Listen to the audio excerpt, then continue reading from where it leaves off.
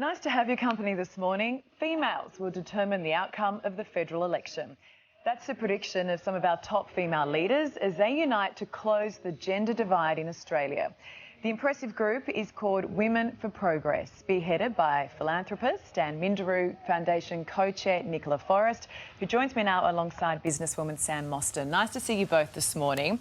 Can I just say, Nicola, that you've pulled together such an impressive group of women, very diverse backgrounds. Why is this something that you feel so passionately about? Well, I think it's so important to have this diversity because what we are representing is the voices of Australia.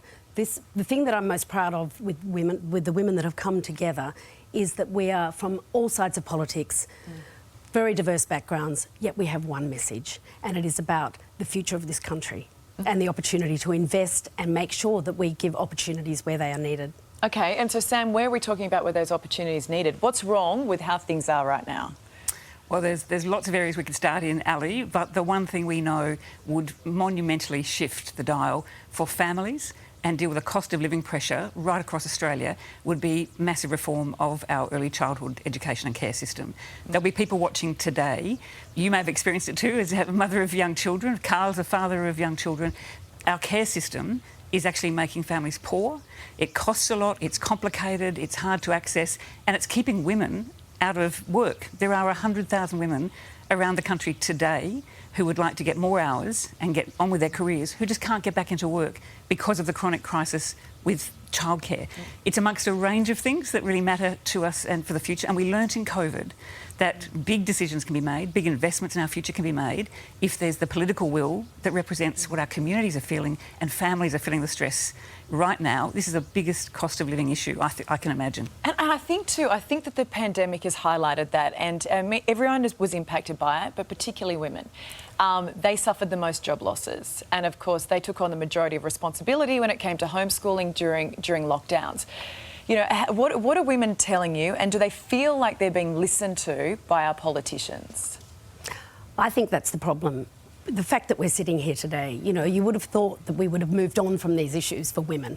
But actually, politicians, that's why we have this moment now. We have an election coming up and we need politicians to listen. There is so much evidence. Australia is #1 ranked in the world for the education levels that we have.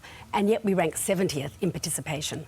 Across the whole gender gap index, Australia is falling backwards, not going ahead. So that's why we're here today, because we have an opportunity and we need to move. So are women being ripped off in this country right now?